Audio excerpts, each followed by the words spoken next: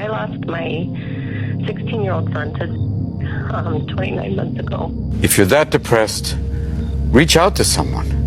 And remember, is a permanent solution to temporary problems. Actor Robin Williams is dead at the age of 63 from an apparent... Okay. It's been a really long time. So actually it hasn't been that long, it's only been 4 months. But 3 things. I graduated, I moved, and I got a job. Oh, and I'm 18 now. My last video was just a random day in school, so yeah. This is not gonna be my setup. I'm gonna say that now. Like, I love this, like having stuffed animals on my bed, being comfortable. But I'm gonna have to think of something, because here's the thing. I'm gonna show y'all my messy ass room, but my TV, if I can show it, my TV is right there. And if we move it to here, that is my desk area, or that is my desk area. So when I have content where I want to play the game and stuff, I don't know how I'm gonna do that, because there has to be wires that need to be connected. So let me fix my phone stand real quick, because if I drop this mic, it's gonna be fucking ear rape. But yeah, this video is really, I don't know where I'm gonna put this. It's not gaming, it is a yap session, but I'm not considering it my podcast.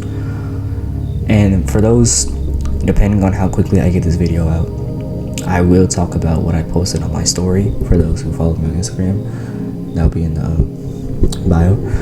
But yeah, so I want to talk about this because I had this video originally planned, and I done finished watching The Lion King 5 times. I done watch Up, or the beginning of Up, 6 times, and I watch 4 Brothers 7 times, so I can have that emotion out of me and be numb.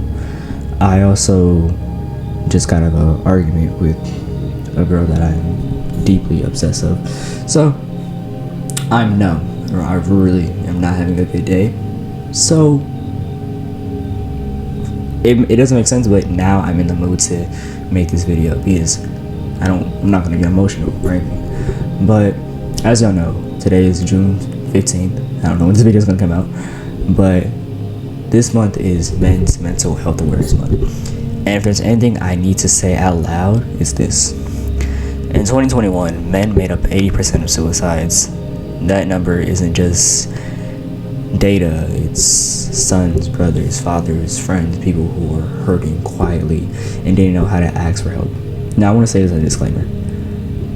When it comes to people who kill themselves or suicide in general, I don't care about their race, I don't care what they believe in, I don't care what gender they claim they are.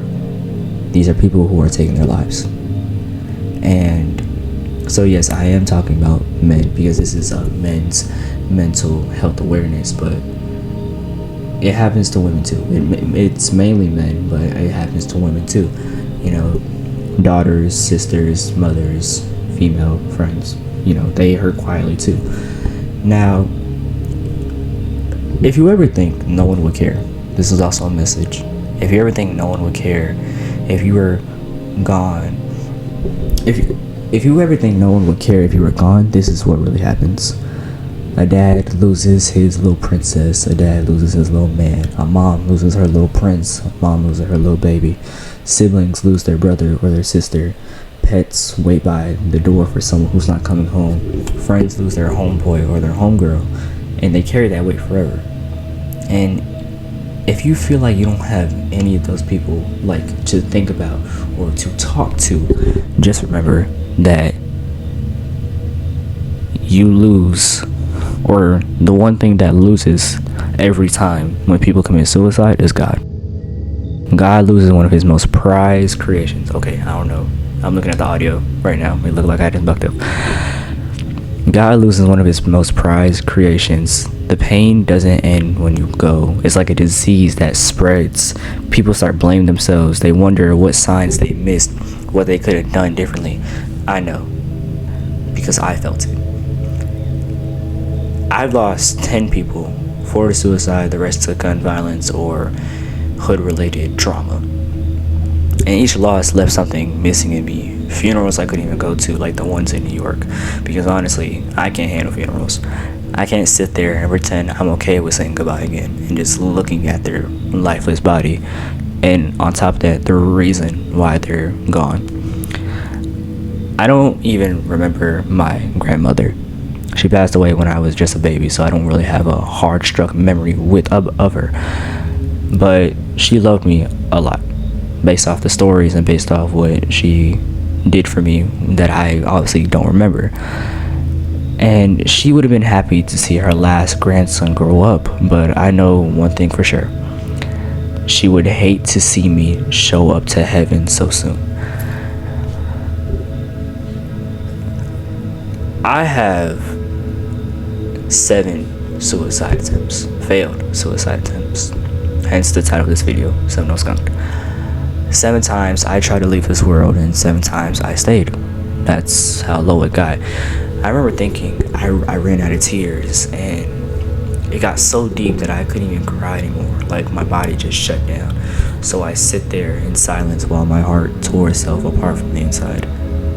I had voice recordings ready, messages I planned to send out the day I was going to do it. I hoped someone would figure out my password, which would probably be my sister, and recover my phone, find those voice memos, and share my last words. That's where my head was at. The reasons? They stacked on top of each other until I couldn't breathe.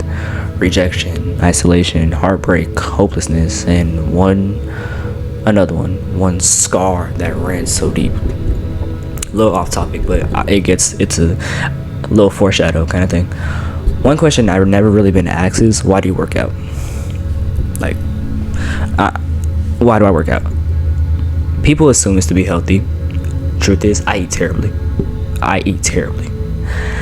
Some think it's because I got bullied for being skinny. Sure, it played a part. Like, I wasn't a fat to muscular. I was a skinny to muscular. So yes, I got bullied for being skinny, but it didn't play. It played a part, but it wasn't the core of it. And no, it definitely wasn't to impress no damn women. I am ugly as shit. A little muscle, it helped, but it ain't do much. The real reason goes back to something I never forgot. I was in middle school. It happened at Sparkles. I never really knew how to skate well, but that night it didn't even matter. I got jumped. Yeah. In the bathroom stall, pushed, punched, kicked, laughed at. Older kids, maybe 8th graders or freshmen, white boys. Don't even know why they did it, and somehow no one heard it. Maybe it was the loud music, maybe nobody cared, but I remembered everything. I went home that night with my hood on, looked at my face in the mirror, and broke down. I used to wear my sister's makeup, I think foundation, whatever the one where it's like blend, I don't remember. I think foundation, I don't know, to cover up the bruises. I had no clue what I was doing, and it made my eczema come back and flare up badly. Like, I don't know if you noticed, but I'm not gonna lie, my skin actually looks pretty clear, but back then it just looked like I had a black eye, but it just looked really bad. And a lot of people would know how bad my skin got flared up back then, like middle school, early high school times. But what was even worse was trying to hide that black eye. One of my boys, Elias, I'm gonna have his Instagram in there below. Really cool guy. He noticed, and eventually I had to tell the rest of the friend group. They did their best to support me, but after a while it still felt like I was stuck with the scar, not just on my face or my body, but in my mind. I felt weak. I couldn't fight, I couldn't defend myself, and I never want to feel that helpless again. So I started working out. Home workouts, YouTube tutorials, boxing videos, kickboxing, even WWE.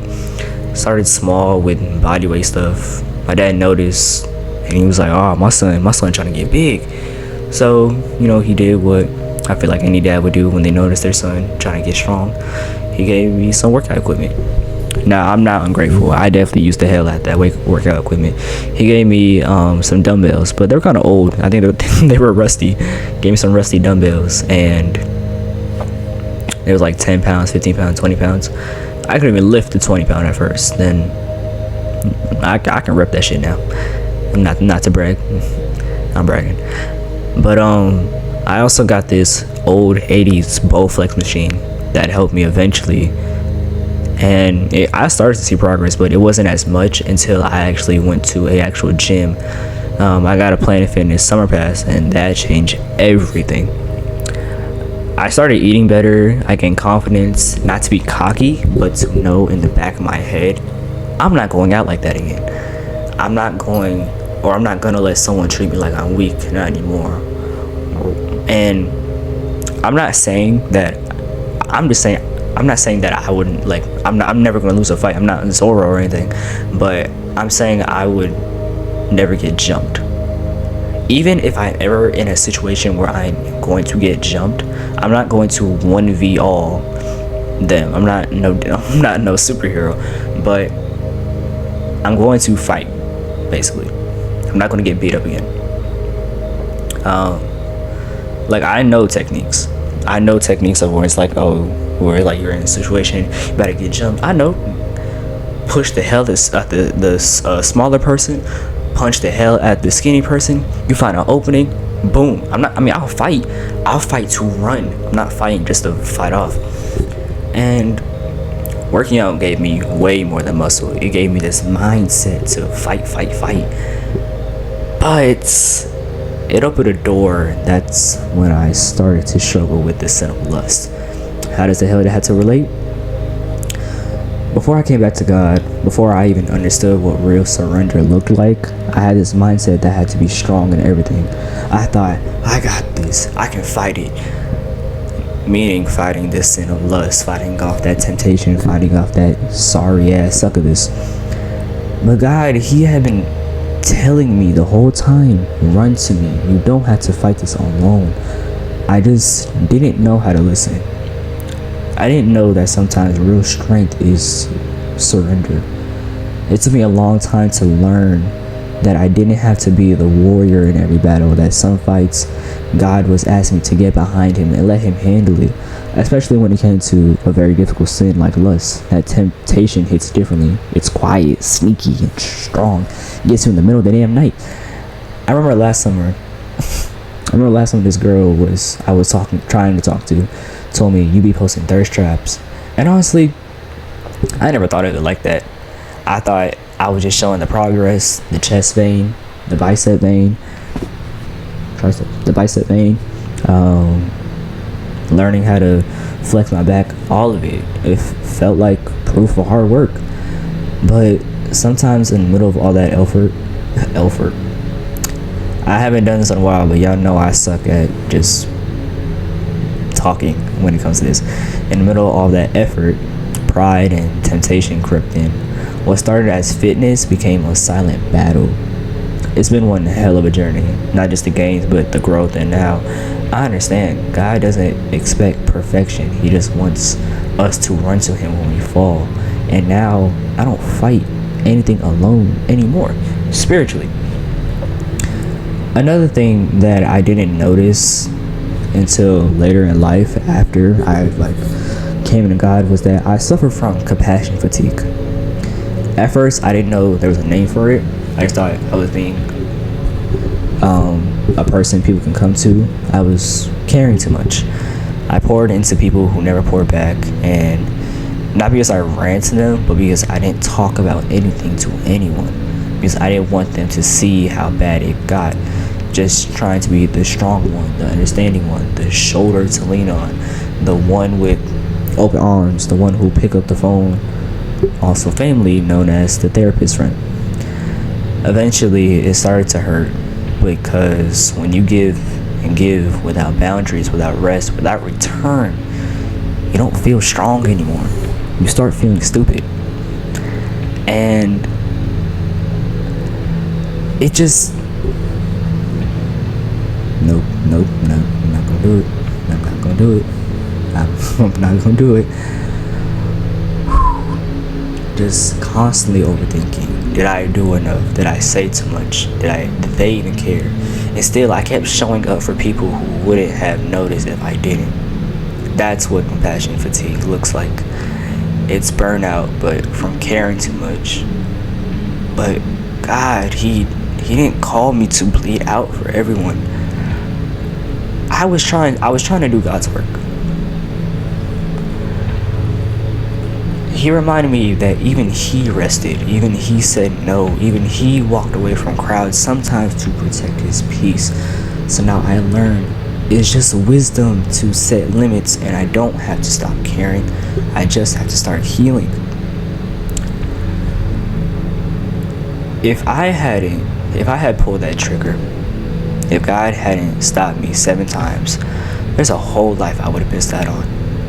I never would have fallen in love, never would have had my first kiss, never would have met people who became friends and family, never would have graduated trade school, something I didn't even think I was capable of doing at one point, and I never would have celebrated my 18th birthday surrounded by people who actually gave a damn. Never would have walked that damn stage and got bear hugged by all my damn sisters. And yeah, it probably looks confusing from the outside, but those are my sisters. You can tell which ones fell out of coconut trees. But if I had pulled that trigger, none of those memories would have been mine. God knew what was still waiting for me, and that's why he stepped in. That's why I'm still here. I still want to marry that girl. Yeah, the one my homeboys are tired of hearing about. Yeah, the one who stays rent free in my head. Yes, I still want to argue over whether I'll have 2 or 3 kids. I don't do even numbers, but I feel like 2 kids is fine. I still want to graduate from Clark Atlanta, walk across that stage and make it count. I still want to chase my passion in criminal justice, finish the dream my mom had to put down so I could carry it forward. I still want to have enough money to buy my first car, not borrow one. Still want to solve my first homicide case and bring answers to a family who can't sleep at night. Still want to move in somewhere quiet, somewhere stable, settle down, have peace. But I can't get there if I keep building walls in front of the path God has already cleared for me. He laid it all out, the vision, the purpose, the future. But sometimes the hardest thing to tear down is the wall I built out of fear. And I learned that if I really wanted all of that, I have to start running from the healing and start walking with him. That was my story. And here's my message. You can get through this. You will. I'm not saying it's easy. I'm saying it's possible, because why? I'm living proof. My wings didn't grow. There are men and women out there going through pain even deeper than mine. And some of y'all might, who are watching, just listen and thought, damn, his story is really messed up. But if you could see what God did with my pain, if you could see how he picked me up when I couldn't even lift my own damn head, you know he can do the same for you. As long as you have God in your life, you are never too far gone. He doesn't just watch you fall, he weeps with you. And when he sees what you've been doing to yourself, when he sees what you've been carrying, he'll make it rain grace. He'll flood your life with mercy. I'm pretty sure it's raining right now. It's been raining all week. If you live in Georgia, if you live in Atlanta, if you live in Gwinnett, it's been raining all week. He is here. And I want to say this, because I earlier I said I was numb. Alcohol, drugs, weed, sex, pornography, that doesn't heal the wound. They just numb it. Mind you, I said I was numb. Look what I'm doing. I'm spreading a message. I'm not drinking. I'm not gooning. I'm not doing any of that. And the only thing that's free, that can cure it, that's 24/7, that never runs dry, is God. He'll save you. He'll hold you. He'll protect you. Because no artist wants to watch his masterpiece destroy itself. I can't talk. No artist wants to watch his masterpiece destroy himself, itself, herself. their selves. So take this message, tuck it into your hearts, and just know you still have time. Please talk to someone. Because like I said, suicide, you ending your life, is not going to solve anything. It's not. If you really feel like you don't have anyone, you do. Please go to someone. Please. I lost too many people because they didn't go anyone. I lost too many people because they didn't go with anyone. And I just stuck my tongue out. What the fuck? And you feel good. I'm not crying. I'm tearing up. Not crying. You feel good once you figure out what it's like to just live life. Fuck it. You start to feel good once you realize how beautiful life is and how beautiful God makes your life after you stop grieving and after you get over it. I lost too many people, and personally, I know too many people who would break down just like me because I killed myself.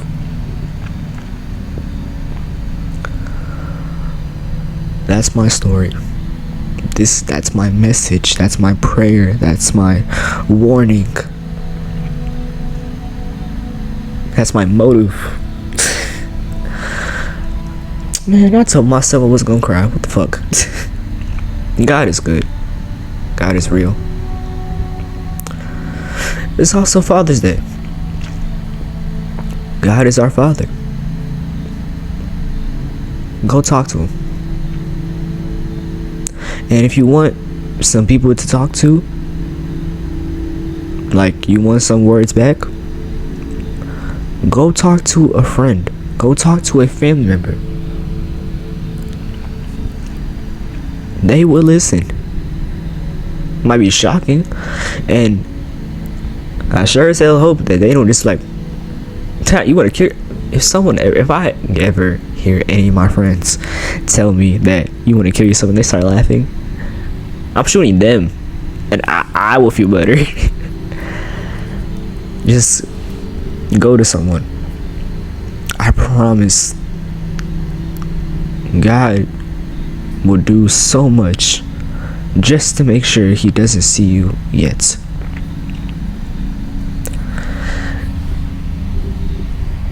Good night, y'all. Sleep well.